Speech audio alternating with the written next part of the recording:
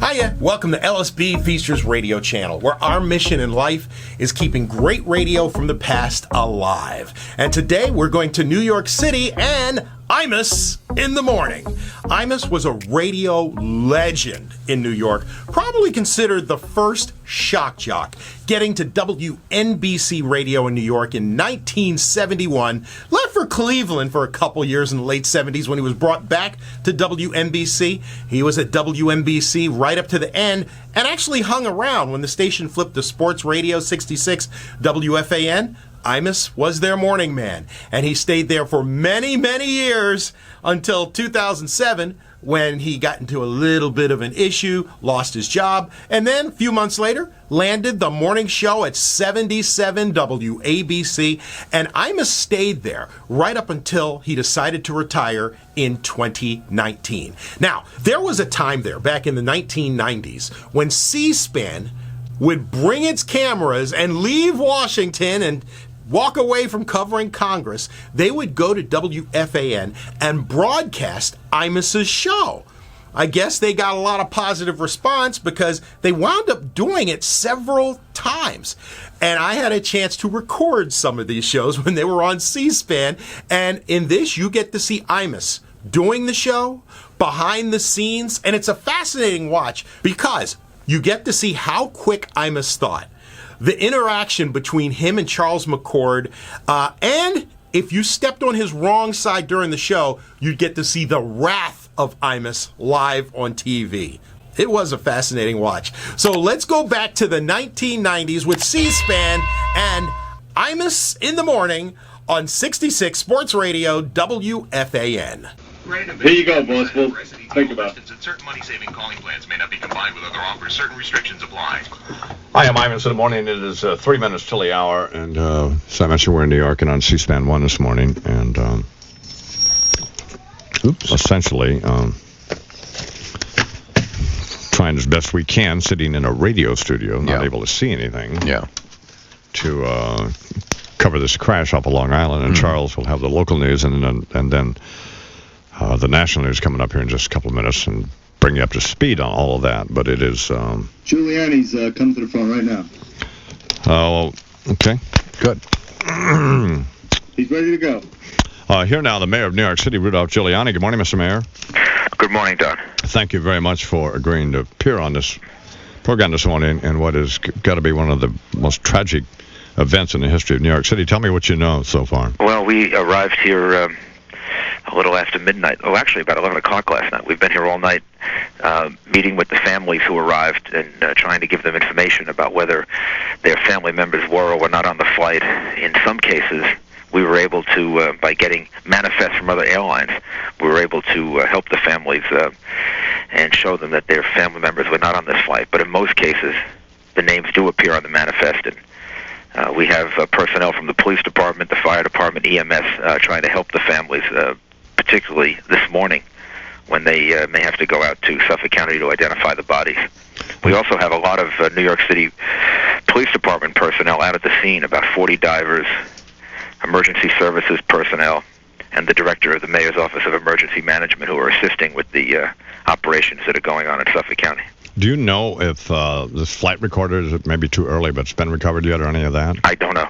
I think that last night it was very difficult because it was a very dark night, so the efforts last night were extremely difficult. It should get easier now that we have sunlight. Of course, even though this area is not technically within the bounds of New York City, nevertheless, you did provide, well, as you just mentioned, all of these police divers and other equipment and stuff, so that's obviously very helpful.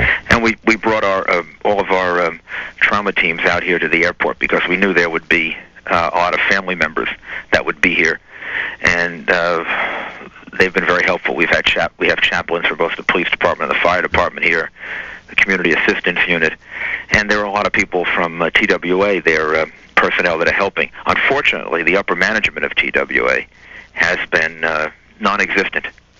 We've been trying all night, the police commissioner, the executive director, George Marlin of the Port Authority, and I, to get them to verify the manifest list, and they've just refused to do it. And the person in charge, a fellow named Kelly, decided to go home because he needed a little sleep. Meanwhile, the families are left in some doubt about what's going on. I've talked to the CEO of the Port Authority and of TWA, and so far they still haven't rectified the situation. It's really horrendous the way they're treating the families. You mean, am I hearing this right, that you can't get an accurate account? Yeah, it's about 7-8 hours. We can't get an accurate count. They won't check the tickets against the manifest list. Other airlines have done it for us, and we've been able to find a few people that actually went on other airlines.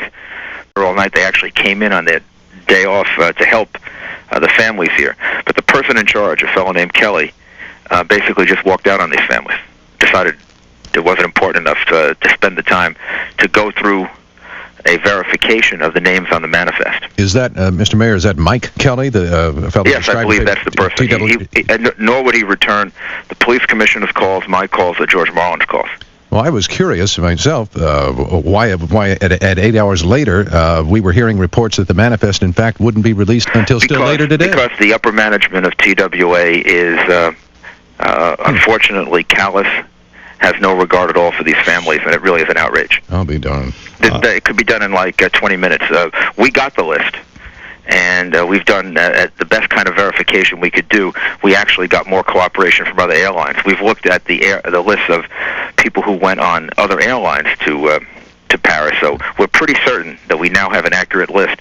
But the police commissioner and I and the Port Authority personnel, who have been terrific, by the way, the Port Authority has been terrific, and the difference is that George Marlin, who's in charge of the Port Authority, stayed here all night, stayed up all night, and Mr. Kelly took off somewhere. We're talking with the mayor of New York City, Rudolph Giuliani. I'll let you go, Mr. Mayor. I know you're very busy. Just one question. There's wild speculation that this is some terrorist act. Do you have any information about any of that? I think we shouldn't speculate yet. No. The FBI and the Joint Terrorism Task Force that includes the police department are investigating this, and we should let them develop these facts and not speculate, at least not at this point. So you have no information of any kind? I didn't say that. What I said was we shouldn't speculate. Okay. Mr. Mayor, thank you very much. Thank you very much. Good work, and hang in there. Thank you. Rudolph Giuliani, the mayor of New York City, who's been out there since midnight. Yeah. Well, that's crazy behavior by half of the management of TWA, isn't it? Well, at least according to the mayor, there's one fellow. He's a TWA vice president, Mike Kelly. And, well, we can take the word of the mayor of New York City. Well, that's what I mean. Sure. Certainly. It is 3 minutes after the hour. We'll cover more of this in just a couple of minutes.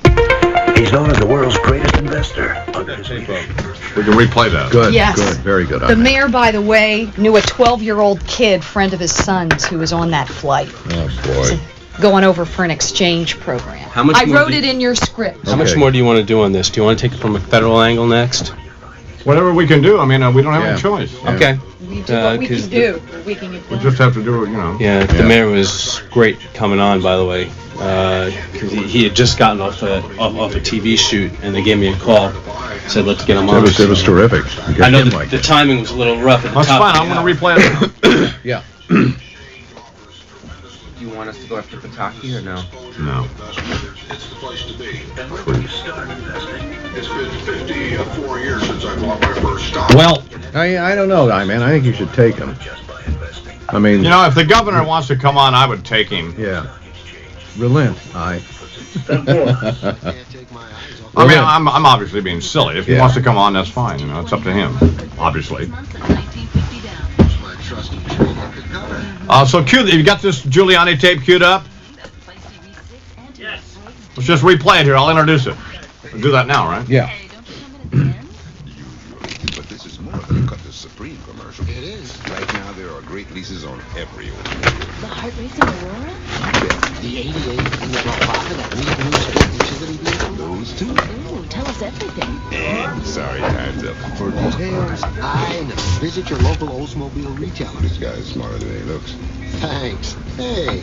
Supreme lease $229 a month, $24.54 due at signing. Payments total $82.44. Must take from retailer stock by August 4th. Call 1-800-717-OLDS for details. Oldsmobile is a proud sponsor of the 1996 U.S. Olympic team.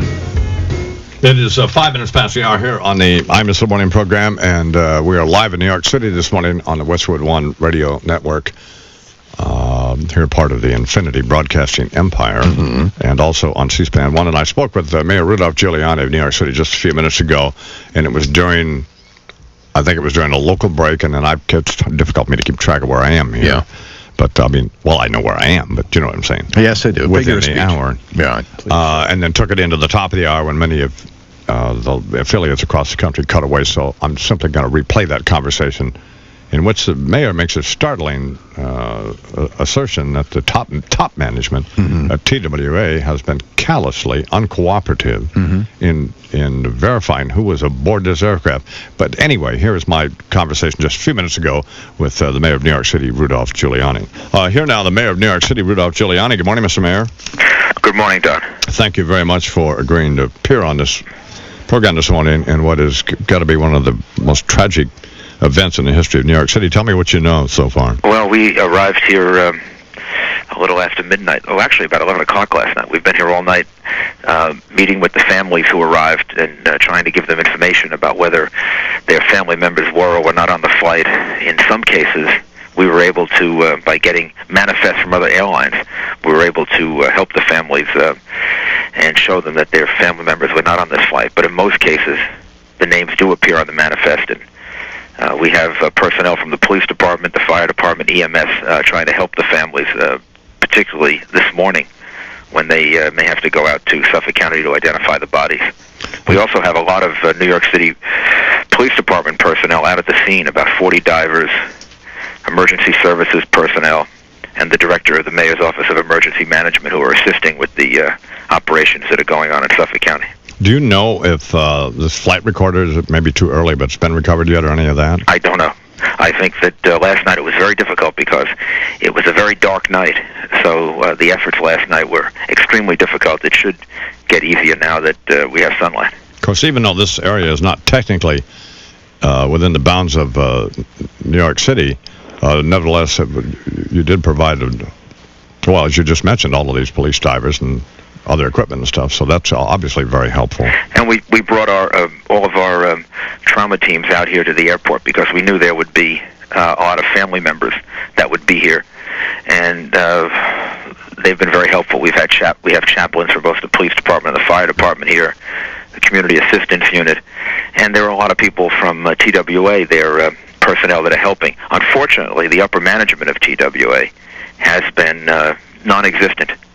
We've been trying all night, the police commissioner, the executive director, George Marlin of the Port Authority, and I, to get them to verify the manifest list, and they've just refused to do it. And the person in charge, a fellow named Kelly, decided to go home because he needed a little sleep. Meanwhile, the families are left in some doubt about what's going on. I've talked to the CEO of the Port Authority and, of TWA, and so far they still haven't rectified the situation. It's really horrendous the way they're treating the families. You mean, am I hearing this right, that you can't get an accurate account? Yeah, it's about 7-8 hours. We can't get an accurate count. They won't check the tickets against the manifest list. Other airlines have done it for us, and we've been able to find a few people that actually went on other airlines. But TWA's treatment at the very top now, not the personnel. A lot of the personnel are here. They stayed here all night. They actually came in on their day off to help the families here.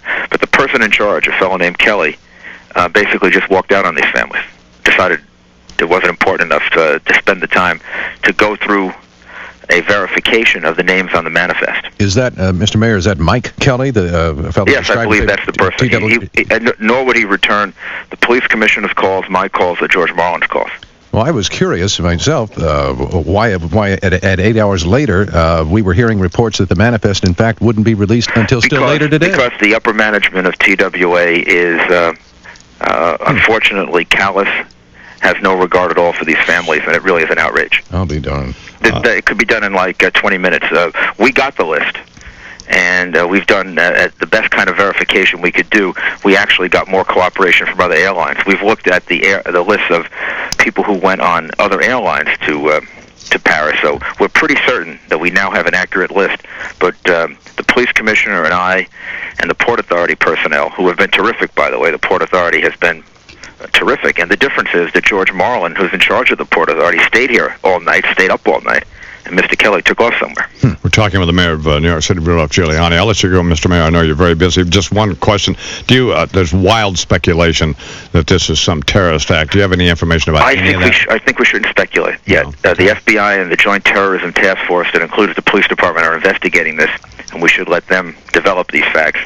and not speculate, at least not at this point. And so you have no information of any kind? I didn't say that. What I said was we shouldn't speculate. Okay. Mr. Mayor, thank you very much. Thank you very much. Good work, and hang in there. Thank you.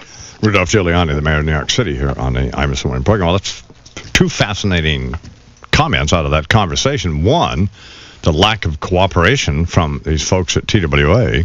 And senior management. Which, by the way, is an awful airline. Remember my complaints about this? Well, now, wait a minute. Well, I don't like them. Because they didn't kiss up sufficiently to the eye. No, they don't have to kiss up to me, but I mean, I just didn't like that. I didn't like their attitude. Anyway, but this is hideous. You can't have these families out there at the airport wondering what the hell's going on. Absolutely. You can't do that to people. Absolutely not. You see, that's reprehensible. And then the other comment was that when I asked him about the wild speculation of a terrorist act, and he said, as you just heard, we didn't want to get into that. Mm-hmm.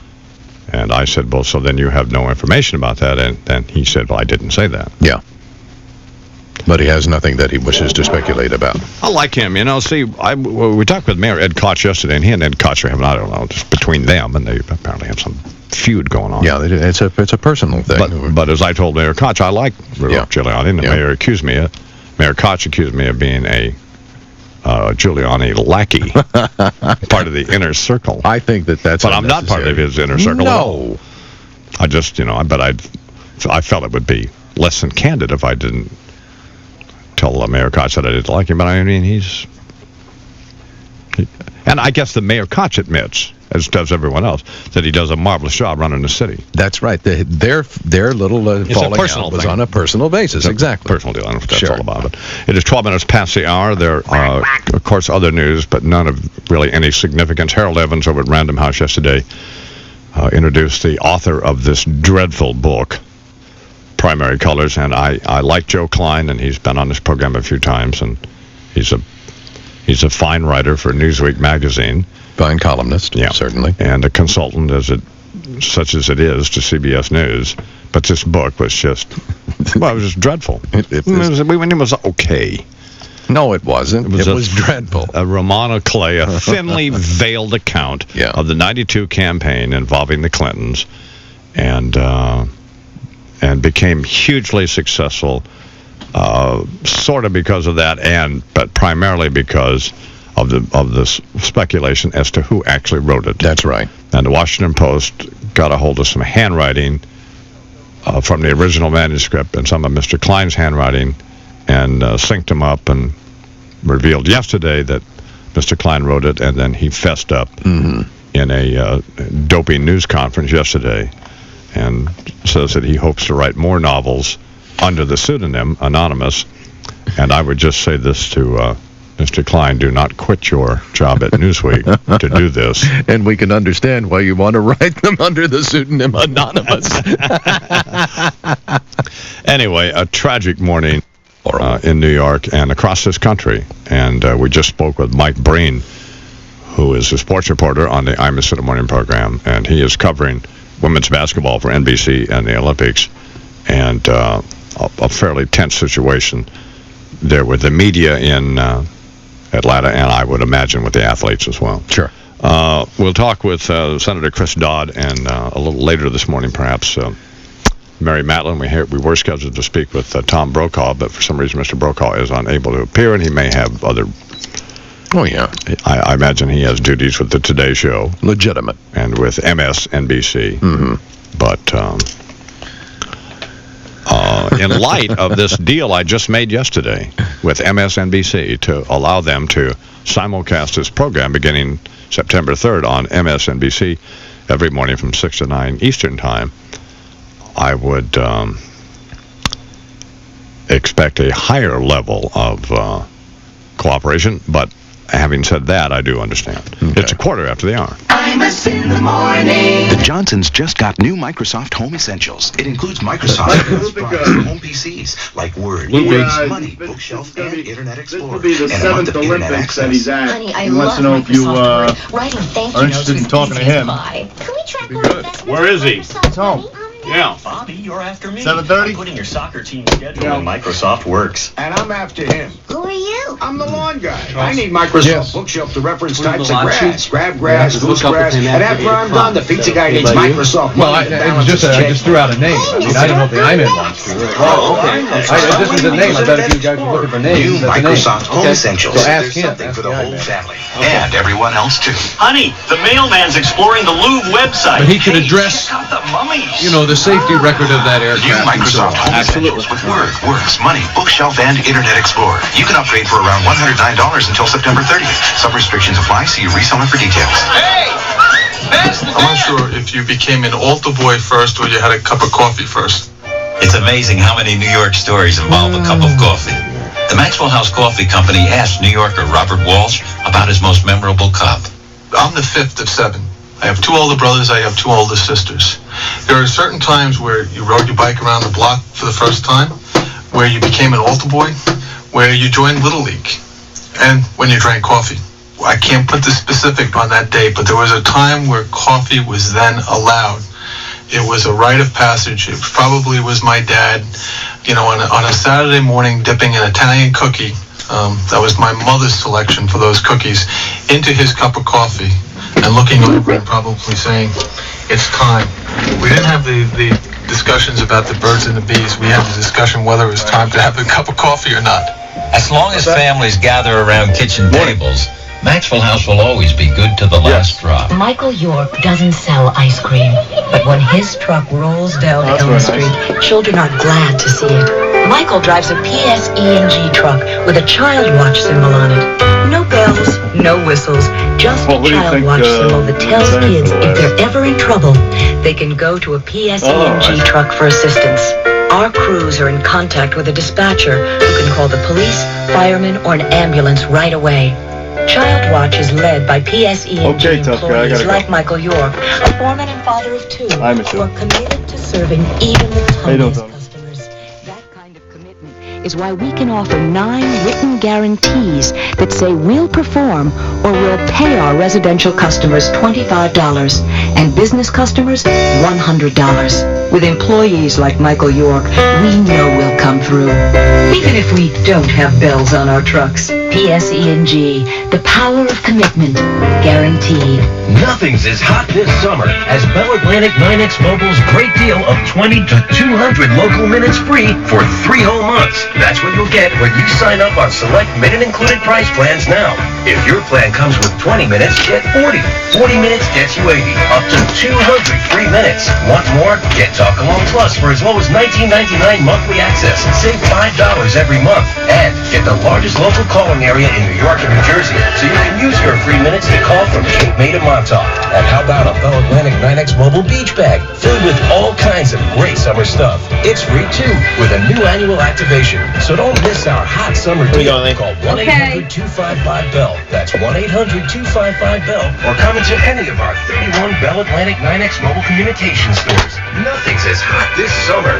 New annual activation required. Early termination fee 5 cents per minute. Landline, airtime, other charges, and certain restrictions apply. While supplies last. Offer ends August 12th.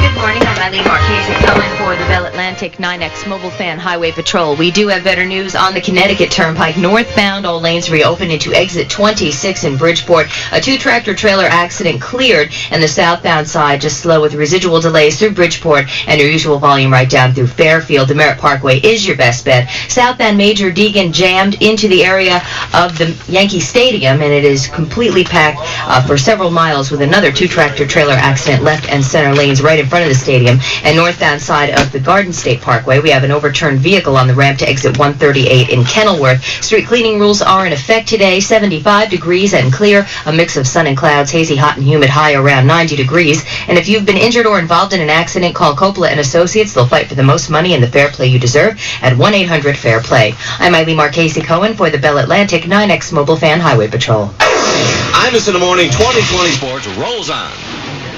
This is Warner Wolf for Imus in the Morning Sports. This Imus in the Morning Sports Report brought to you by Maxwell House Coffee, the official coffee of the Imus in the Morning program. Is there no limit? The word is the Lakers will offer Shaquille O'Neal up to $140 million over 7 years. That's an average of $20 million per year, or $244,000 per game, or $5,000 per minute, or $85 a second. The Lakers supposedly have offered O'Neal $117 million, but will push the offer up to $140 million by renouncing the rights to Eldon Campbell. That ought to make Campbell feel wanted. Upon hearing the offer, O'Neal said, "This is not about money." Orlando did re-sign Horace Grant for 5 years, an average of only $10 million per year. And just for the record, 23-year-old Juwan Howard became the first $100 million man signing with the Heat for 7 years. How do they pay these people? Well, television rights. Oh, okay. Plus all of the shirts and hats. That goes into the pot. Oh, it does? Yeah. All right. Baseball, the Red Sox, after blowing a 9-2 lead in the 7th, scored 3 in the bottom of the 9th with 2 outs and beat the Yanks 12-11. John Wetland blew his first save in 25 attempts. After Yankee manager Joe Torre purposely put the winning run on base with an intentional walk. Troy O'Leary tied the game with a 2-run double, and Jeff Fry then singled in the winning run. Here's Yankee play-by-play man John Sterling. Pitch is hit on the ground, base hit right field, and Boston wins. So the Red Sox complete an amazing comeback after the Yankees had an amazing comeback, and the Red Sox win the game 12-11 on the base hit by Fry. In Baltimore, the Orioles scored 2 in the bottom of the 9th, beat the Jays 11-10. Bobby Bonilla, who leads the league in sacrifice fly, hit another one to win the game. In the National League, the hottest team in baseball, the Rockies made it 8 in a row, moved into first place, beat the Giants 4-3. Here's Giants' Barry Bonds on being swept by the Rockies. They're a good ball club, but I feel bad. It's hard to get swept by this team out here. I don't give who they got on their team.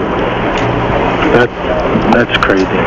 Bond speaking very highly of the Rockies. Early first-round British Open, a Royal Lytham in St. Anne's, the west coast of England, is underway. Bobby Jones is the only American ever to win the Open here.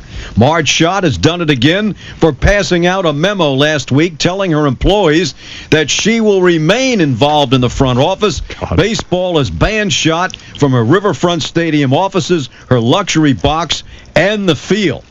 And talk about trying to be low-key. Deion Sanders has turned up at the Cowboys training camp in a $30,000 black Mercedes golf cart. Jeez. The cart has air conditioning, stereo speakers, and running water. Oh, God. For Imus in the Morning Sports, this is Warner Wolf. Our guy, Warner Wolf. Thank you very much, Warner. It is 23 after the hour here on the Imus Morning program, and we are on C-SPAN 1 this morning, and we were having a discussion at 5 o'clock this morning back in my office. My tastefully decorated office, Indeed. by the way. Ann Mullen. From Ann Mullen Interiors. Yeah. And we had a great show planned this morning. And but it's obvious, at least to me, that should be hideously inappropriate, particularly this program. Sure.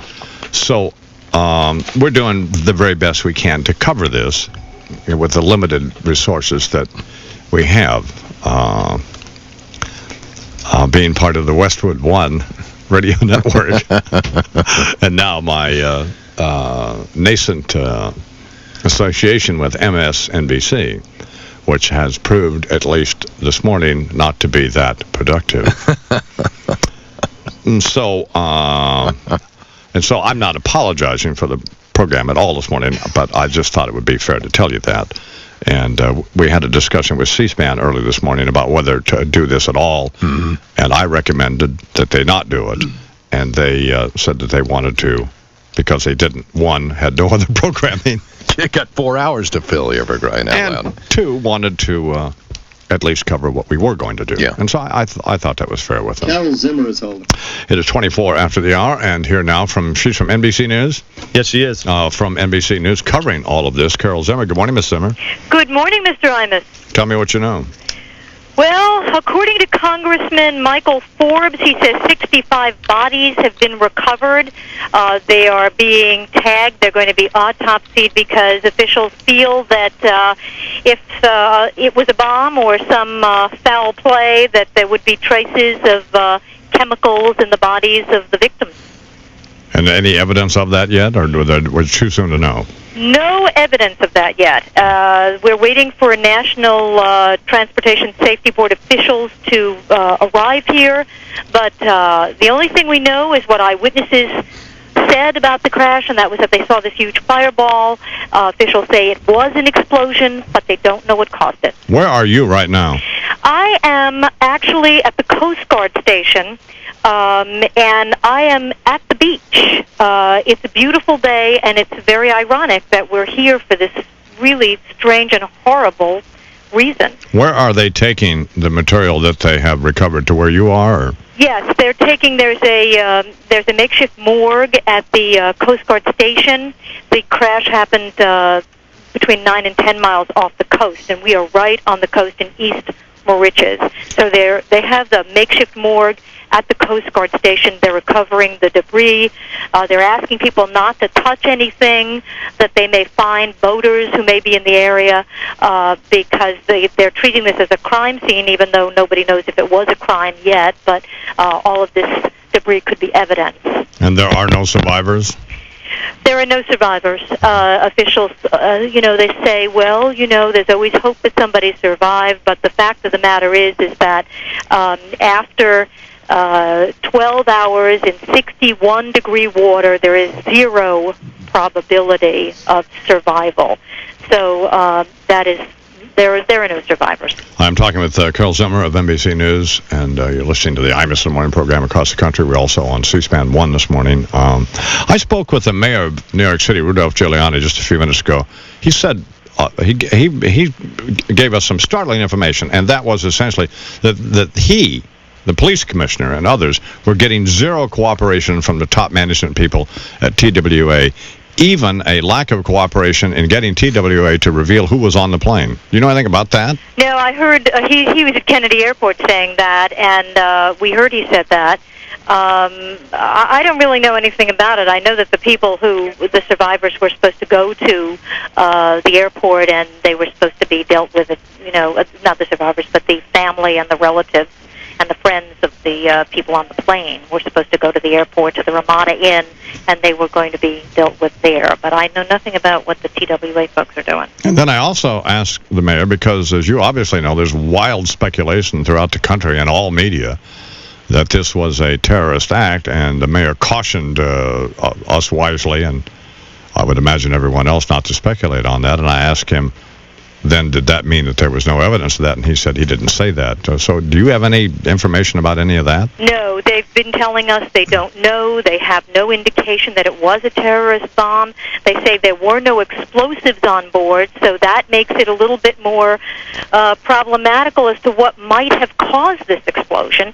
But that no one is saying, there's a lot of speculation. The plane was sitting on the ground here for 3 hours. It had come from Athens. Athens does not have the tightest security around, so there's been all kinds of speculation that if there was a bomb, maybe it got on the plane in Athens, but we have no information, no solid information that this was a terrorist act. Is it a madhouse in the water out there? I mean, are there more boats than necessary and more people than necessary? What is that all? How's that seen? Well, they've got many Coast Guard boats, 40 boats in the area. They're asking boaters, pleasure boaters, to stay away, even though they've been trying to be helpful, because they don't want people. They're telling them, don't pick up any pieces, don't pick up anything in the water, because this is all evidence. And even though you want to be helpful, just don't touch it. Ms. Zimmer, thank you very much. I appreciate it. You're very welcome. Carol Zimmer from NBC News here on the Imus in the Morning program. Is coming up on 29 after the hour. Imus in the Morning. Enter the Columbia and TriStar Pictures. Follow the stars of Hollywood sweepstakes. Find out about the summer's hottest movies and have a chance to win a VIP fantasy trip to Hollywood. Call 1-888-ENTER-LA. That's 1-888-368-3752. And correctly answer the movie question of the week. Or get details about rules and how to enter. Do you want this Eyewitness guy that's up on line 6? U.S. residents 18 and older. Well, is it legitimate? Yeah, it's legitimate. AP went with it. They used them, and we tracked them down. Jane did. Do you have trouble sleeping Okay. at night? Here's news from Sunshine. I'll take him. Put him on hold, please. Our bodies produce melatonin naturally, which helps us sleep soundly. But as we age, we produce less and sleep So how do we get the sleep we need? Melatonin, the finest pure melatonin. Release Melatonin provides melatonin the way the body does. Gradually. Melatonin. For a good night's sleep all night. Make sure it ends with an X. Time release Melatonin. Sleep better, feel better. At food and drug stores, use it right now. The Olympic Games, Friday night on NBC.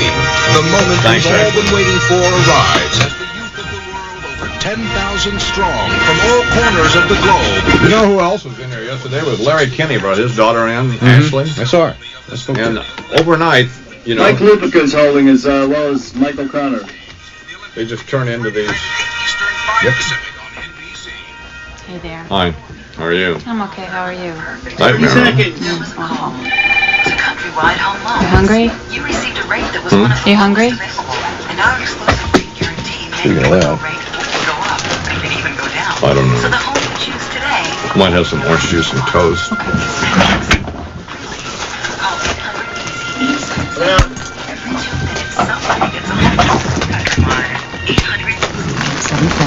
Equal housing lender. Some restrictions apply. Hi, I'm Eyewitness in the morning. It is 26 minutes till the hour, and we are live in New York City on Westwood 1, the facilities of Infinity Broadcasting. We're also on C-SPAN 1 this morning. And Michael Connor, who lives out on the island, apparently was an eyewitness to all of this, and he's on the phone now. Good morning, Mr. O'Connor. Good morning, Imus. Where exactly do you live?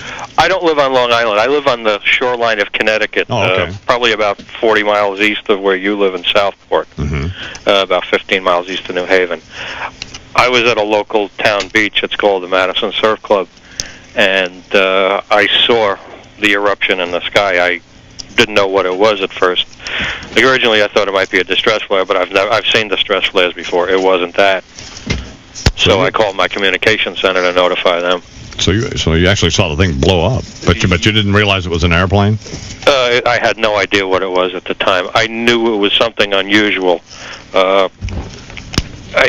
If anything, I'm probably 45 to 55 miles from where it happened, and if anything, the distance at which I saw it gives an indication of how powerful it was.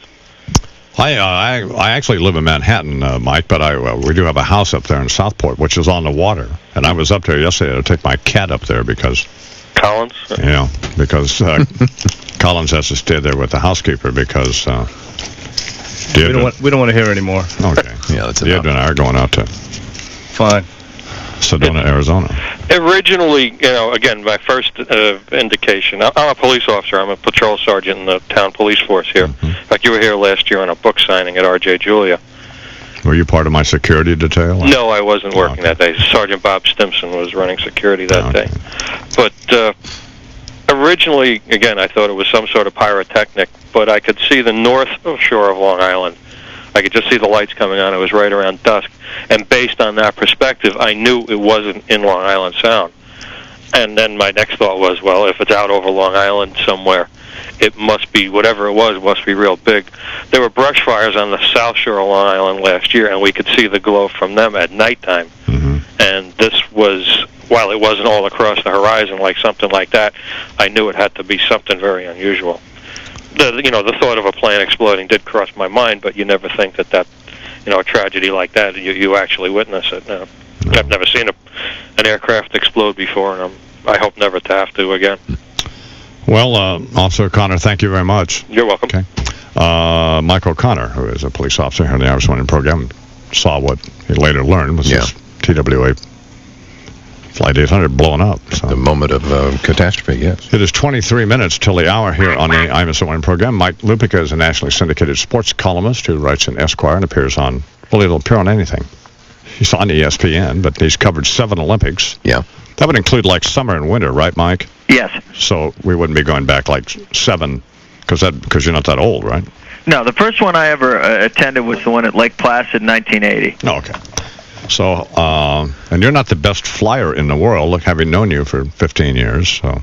No, my idea of a long trip, hopefully someday we'll be going to the convenience store to pick up another big jug of Coke to watch a sports event on television. So have you talked to anybody at the Olympic Village or from any of the media there? No, but, this is, anytime something like this happens, especially close to the Olympics, obviously your first thought, and again, it's just speculation at this point, is that somebody has taken the Olympics and used it as the main event, as a world stage to make some kind of cockeyed statement. But that's the Olympics that nobody ever talks about or wants to think about and hopes never happen. When this happened last night, I went back and looked at some of the coverage of past Olympics, and I wrote a column at the opening ceremonies at Seoul in 1988, and the first sentence was, if you're not an athlete around here, you're a suspect, and talked about how the way where I was sitting in the stadium at Seoul, you saw more eyes watching you than were watching the opening ceremonies, and that there was a whole army there of spectators watching the spectators. And this goes on at every single Olympics, and it'll go on in great force at this one. And again, it's the Black Sunday mentality that somebody will use the biggest sports event in the world as the main event. Of course, we don't have any evidence yet that that's the case, but there certainly is, well, as you just articulated, there certainly is that sort of speculation going on. We talked with Mike Breen, who works on this program, as you know, and is covering women's basketball for NBC and is there, and boy, he sounded shaken, frankly. So. Yeah, I'll tell you something. I was remembering in Barcelona, Don, you go through checkpoint upon checkpoint just to get into the media village, to get into any what you think is innocent place. I mean, there's metal detectors and all that stuff, and even if you're credentialed, they search your bag when you go into the track and field stadium. And that's why the other night I'm watching one of these Olympic preview shows, and if you remember in Barcelona, the touching scene of Derek Redmond, the English runner, pulling his hamstring, and his father coming out of the stands. Now, I'm sitting in the stadium that day. I've gone through 72 checkpoints to get into that stadium. I've been searched 42 times, and now this kid pulls a hamstring in the middle of the Olympics down on the track and field, oval. And here comes his father walking out of the top of the stands. He walks by 37,000 security guys and walks out onto the oval and puts his arm around his son's shoulder. I'm thinking, yeah, the security's working fine here today. Well, I remember actually watching that, or maybe I didn't see it live, but I certainly did see replays of it. It must have been some suspicion. Well, I don't know. I guess your point's well made. And if you remember, the father had more graffiti on him than Dennis Rodman, Nike hats and Reebok hats. And then afterwards, looked like Dale Earnhardt's car. Yeah, and I turned to a friend of mine and I said, did you see how far that guy came to get on the oval? And they said, well, it looked like security tried to stop him. And I said, well, there's good news. Do you plan to still go to this? Yeah, I do. I mean, it's going to go on. But again, this is anybody who's in Atlanta. You could hear it in Mike's voice today, and we don't know if there's any connection at all. But if you do this and you have been to the Olympics, it's the first thing you think about whenever something like this happens, especially when it happens this close to the Olympic Games. Well, I talked to the mayor of New York City, Rudolph Giuliani, here just a few minutes ago, and I thought it was... I thought it was interesting that, I broached the subject of this speculation as we've talked about terrorism, and he cautioned me about that appropriately. And then when I asked him specifically that any evidence that, he said, well, I said, does that mean you don't have any evidence? And he said he didn't say that. So, I guess you could infer from that, or at least I could, that this is probably going to, but it's probably going to lead to this being some sort of bomb. But do you know if anybody's taken any responsibility for this yet? We don't have any information, do we? No, I went out and got the papers about 6 o'clock. I turned on your show, and I thought maybe somehow it had been advanced in some way in regards to that in the last hours since we'd all been sleeping. But no, I don't think anybody has come forward and said anything. And again, let's hope. It's an odd hope to have that it isn't. But you can't prevent all of us from thinking that when a plane explodes in the sky this way, that somebody blew it up.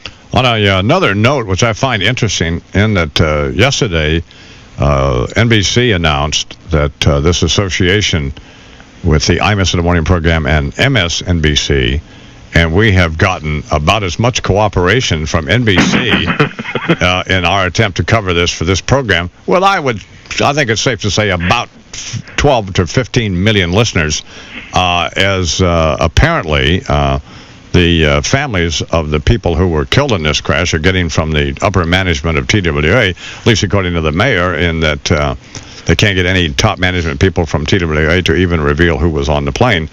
Mr. Brokaw, who was scheduled to be on this morning, was unable to appear. And your little friend, Bob Costas, who we were actually going to acquiesce, and we had banned the little shrimp for years from this program. I consider him an average-sized person. I'm sure you do.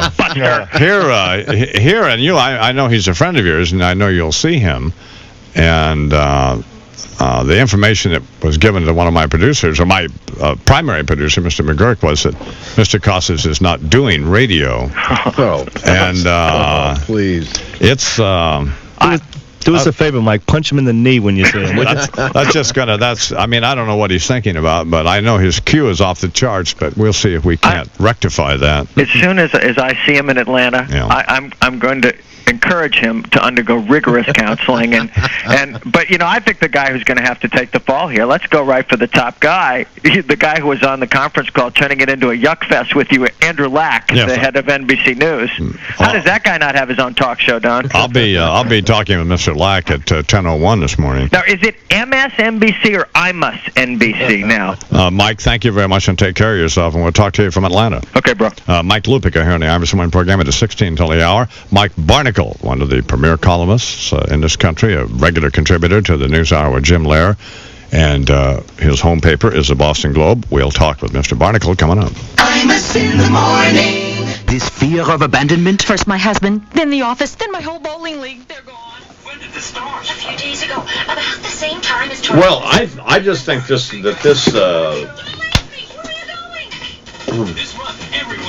I mean, obviously, I don't need some loser from NBC News to appear on this program to, you know what I'm saying? Mm-hmm. But I'm not happy about it. I understand at all. Nicholas Burns from the State Department will be calling you as soon as he does this TV gig. Who? Nicholas Burns, State Department spokesman. Okay. No OJ. 5 minutes or so. What do you mean no OJ? What are you, nuts? They're out of orange juice. How can it be out of orange juice? I have no idea. It's 7:30. It's a breakfast staple. Absolutely. A day without orange juice is a day without sunshine, may I remind you. Aviation Week magazine senior editor Tony Velacci. Tony Velacci sounds like some mobster. Stop it. Well, he's not a Tony mobster. Velacci. He's a big safety guy. Knows about the aircraft. Suggests that there's no way that this could have been any sort of mid-air collision or a flame out, as other people suggested. It's obviously some sort of. What's his name? Tony Velacci, senior editor, Aviation Week magazine. What do you think? It's a very responsible magazine publication, one of the industry leaders. Let's put him on. Okay, I can put him in the Give me a note so I know who it is I'm talking to. How about grapefruit juice? Would you like that? They have that. Pink grapefruit I'm going to call my wife, find out what I can have. Right? The great flavors of Snapple. As far as we're concerned, we're Snapple, spreading good taste all over the place. This summer, our goal is to spread as much goodwill and great taste as is possible with two guys in a small truck. It won't be easy, but we don't care. We're Snapple, spreading good taste all over the place. Nothing's as hot this summer as Bell Atlantic 9X Mobile's great deal of 20 to 200 Here we go. Rob's not for 3 whole months. All right. That's what Can I get him for like $8.15? Select minute-included price plans. All right. Ask him a new bid. Your plan comes with 40 minutes, get 40. 40 minutes gets you 80. Up to 200 free minutes. Want more? Get Talk Along Plus for as low as $19.99 monthly access. Save $5 every month. And get the largest local calling area in New York and New Jersey, so you can use your free minutes to call from Cape May to Montauk. And how about a Bell Atlantic 9X mobile beach bag filled with all kinds of great summer stuff? It's free too, with a new annual activation. So don't miss our hot summer deal. Call 1-800-255-BELL. That's 1-800-255-BELL, or come into any of our 31 Bell Atlantic 9X mobile communication stores. Nothing's as hot this summer. New annual activation required. Early termination fee, 5 cents per minute, landline, airtime, other charges, and certain restrictions apply. While supplies last, offer ends August 12th. All right, time now for the Bell Mid-Atlantic 96 Mobile Fan Highway Patrol. And here with that is my little friend Eileen Marchese Cohen. Good morning, Mrs. Cohen. Good morning, Mr. Imus. And we do have some closures as a result of last night's tragic plane crash. We do have westbound Montauk Highway closed down at Frowen Road in East Moriches, and Atlantic Avenue shut down to south.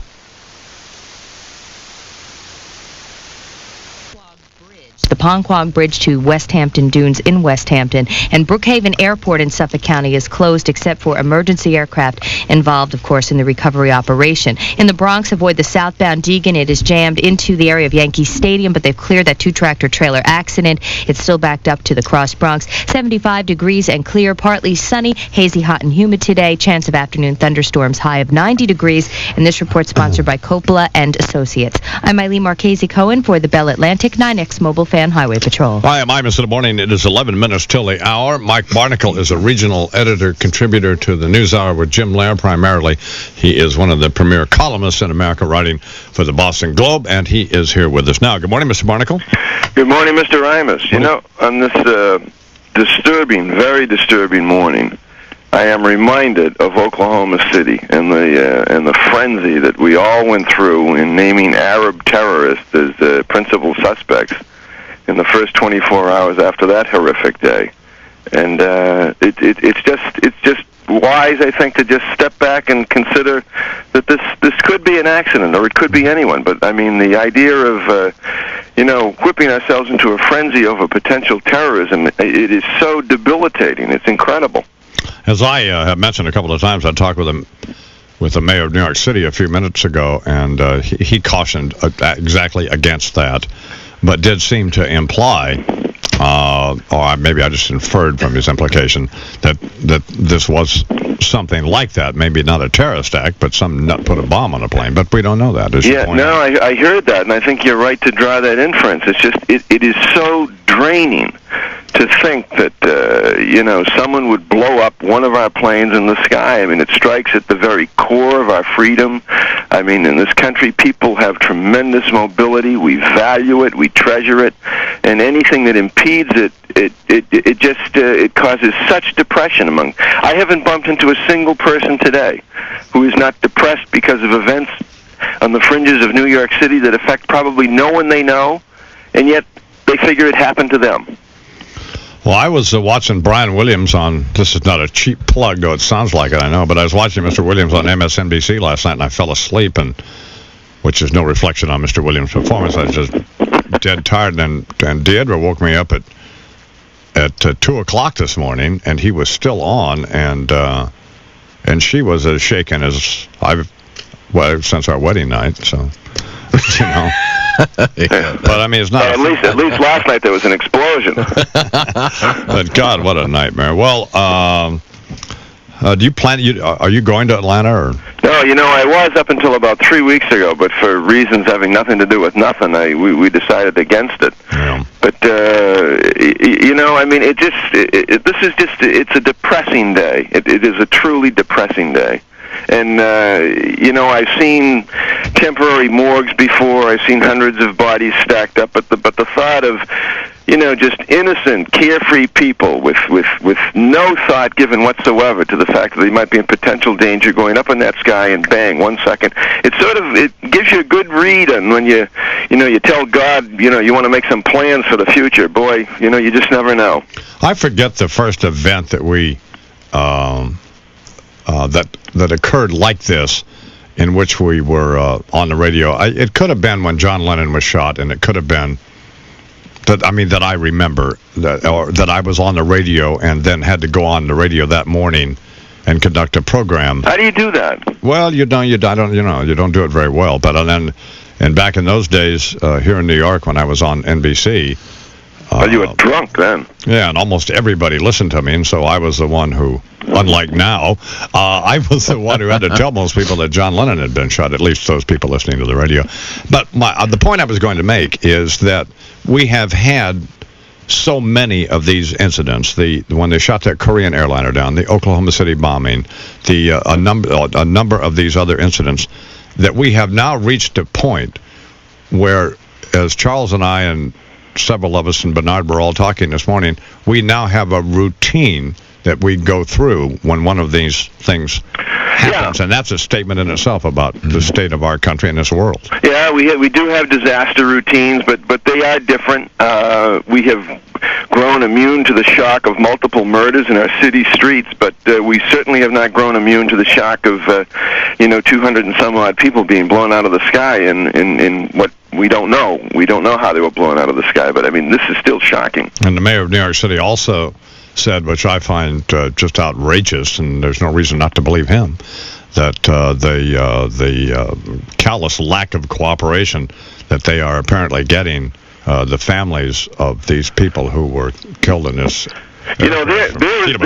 There is the common thread in all of these airline disasters. The airlines act as if it's a public relations disaster for them, rather than deal with the multiple casualties of people killed on board one of their planes. No. They come out with their flax first of all, and then deal with the families after it. It's disgraceful. Mike, thank you very much. Always nice to talk with you. See you later.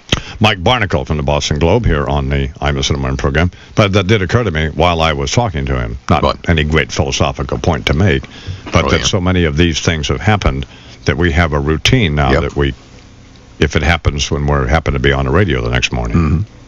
So it's tough. It is, it's tough for these folks, not tough for us. It's easy for us. I mean, it's just, but God almighty, I'd hate to be out at that airport sitting there. Oh, I can't. Not knowing whether somebody who I love was on the plane. Can't even imagine. It's 5 till the hour. Imus in the morning. And now, like sand through an hourglass, so go the days of Sven and Spenska. Brought to you by Ramsey South. Spenska, I'm leaving you. I'm just updating you as best I can. Okay, Trying to give that's you good. And we got the latest right here. Absolutely. I must search on search. And bless you. So we, this is all right. I mean, sure. Best we can do, right? Absolutely, I mean. On what road is Ramsey Sauce? 17 in Ramsey, New Jersey. I will find the road. I will find Route 17. So Bob Costas doesn't want to appear like. What's that all about? Well, I mean, what's his reasoning? Rob Bartlett wrote some material for him for a roast, and he was supposed to pay Rob. Yeah. And Rob said, rather than pay me for the material, why don't you just write a check for the Tomorrow's Children's Fund? Right. And we'll call it square. Well, he never did that. Is that right? I've never burned him on it on the air. It's a little surprising, isn't it? I just want to tell you, set up, since we have a guest at 8:05 and at 8:30, I set up the guy, Mr. Belushi from Aviation Week for 9:05. This is a safety thing for it. He's covering. What do you want to do with Mary? I don't think Mary wants to come on this morning. You know what I'm saying? Yeah, maybe we'll reschedule it for tomorrow. Reschedule it for tomorrow. There's no reason to put her in a position where she has to come on and react to this, and she doesn't know anything more about it than we do. You know, so let's cancel that. I mean, I just don't think it's fair to her. Do you? Not at all. No. I'll let her know. Thank you.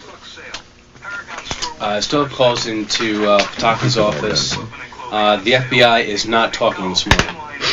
I'm trying to get Fox on. I doubt it. Well, he's like, you got a CBS deal or something? He does. But well, I don't care about talking to the governor if he wants to come on. Okay. I mean, I don't care about it. Okay.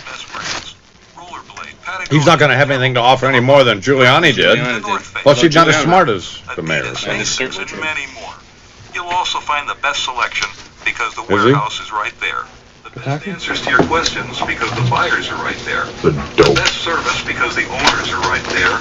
And the best the Howard Stern butt boy. Paragon want to give you every reason to Didn't he? keep shopping there. Well, I don't know if I would characterize him as that. No, you don't. For the best in savings and the best in brands. And one of New York's better summer attractions. Paragon. There's only one. And they're at 18th Street. Yeah, it's right up next to the receptionist. Just you know that most long-distance companies round up every call you make. There's no point in getting into anything else with Chris Dodd, is there? 6 seconds, pay for a full You think, or do you? So you pay even after you hang up. The only other thing would be the drug deal at the White House, but I mean, I don't know if that's appropriate or not. Bring me up to speed on the drug thing. Being a recovering drug addict, I didn't think it was any big deal. Well, just that the Secret Service apparently had recommended against issuing security clearance. Tony Bellucci from Aviation Weekly, he's going to come out at 9:05. Let's move him up. I'm moving to 8:30. I was just informed that C-SPAN is going to cut away at 9 o'clock to go to the House of Representatives. So let's get him on before that. 10-4.